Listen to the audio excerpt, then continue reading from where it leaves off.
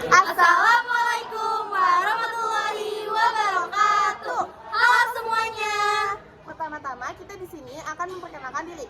Nama saya Media Sasikri. Nama saya Clara Paributana Priyana. Nama saya Humayra Sadia. Nama saya Aulia. Nama saya Satria Nugrah. Nama saya Ali Akbar.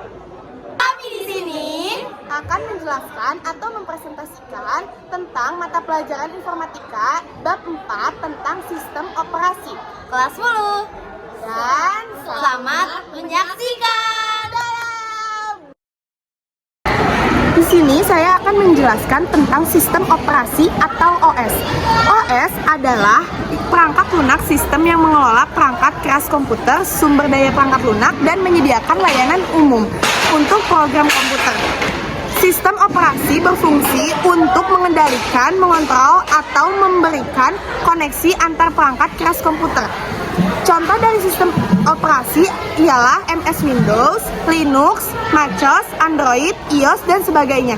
Sistem operasi berfungsi untuk mengelola proses memori utama, mengelola file, mengelola penyimpanan sekunder, serta melakukan proteksi dan keamanan. Setelah komputer yang sudah diinstal sistem operasi MS Windows dihidupkan dan proses booting penyalaan awal komputer selesai, secara otomatis sistem akan mengarahkan ke login MS Windows. Namun jika baru untuk pertama kalinya dan tidak menggunakan password, tampilan login MS Windows akan dilewati dan berlanjut ke tampilan desktop. Pada saat sebuah komputer dalam keadaan hidup, sistem operasi SO hidup di atas perangkat keras dan mengendalikan perangkat keras serta melayani perangkat lunak.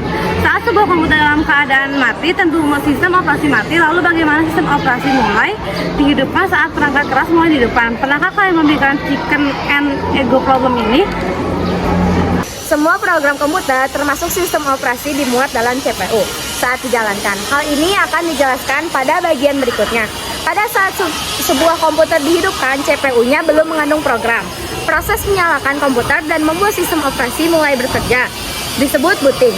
Booting adalah urutan startup atau membangunkan sistem operasi komputer saat dinyalakan. Pada saat booting, semua komponen perangkat keras dalam komputer dibangunkan. Ada 5 langkah penting saat booting. Yang pertama, daya atau power yang untuk dihidupkan. Yang kedua ada POS atau power of self test. Yang ketiga, membuat BIOS, basic input output system. Dan ada membuat sistem operasi. Kemudian perangkat keras mengalihkan kontrol ke sistem operasi. Fungsi sistem operasi secara rinci dapat dijelaskan sebagai berikut. Menyediakan antarmuka ke pengguna untuk berinteraksi dengan komputer, mengendalikan input dan output, mengelola perangkat keras, dan prefill pada saat pengguna mengetik di keyboard. Aplikasi yang dipakai akan bekerja sama dengan sistem operasi untuk menangani signal dari keyboard untuk diproses, mengelola pemuatan perangkat lunak dan menjalankan perangkat lunak, mengelola file, copy, save, sort, delete. Sistem operasi mengelola sistem pengarsipan file yang dibuat untuk mengatur file dan directory folder, menangani interupsi dan kesalahan atau error. Beberapa program dapat disimpan dalam RAM pada waktu bersamaan, tetapi prosesor hanya dapat membantu satu persatu. Menangani interupsi dan kesalahan error. Beberapa program dapat disimpan dalam RAM pada waktu bersamaan, tetapi prosesor hanya dapat memproses satu persatu. Mengelola prosesor. Sistem operasi juga mengelola CPU. Saat sebuah program aplikasi diaktifkan, sistem operasi memuat penjelasan detail mengenai eksekusi program akan dijelaskan dalam pembahasan tentang mesin konseptual sederhana. Mengelola memori. Sistem operasi bertanggung jawab untuk mentransfer program ke memori dan dari memori. Mengelola keamanan. Sistem operasi bertanggung jawab atas pembuatan akun penggunaan dan kata sandi serta penerapannya.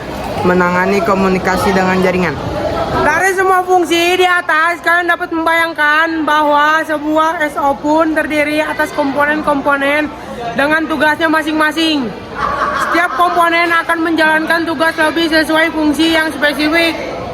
Pada kegiatan berikut ini, kalian akan lebih memahami salah satu fungsi sistem operasi dengan menjalankan tugas scheduler yang mirip dengan tugas-tugas manusia menangani pekerjaan, seperti halnya kalian berbagi peran dalam mengerjakan sebuah tugas. Sistem operasi terdiri dari komponen-komponen dengan peran masing-masing yang disebutkan di atas. Secara keseluruhan berfungsi sebagai sistem operasi.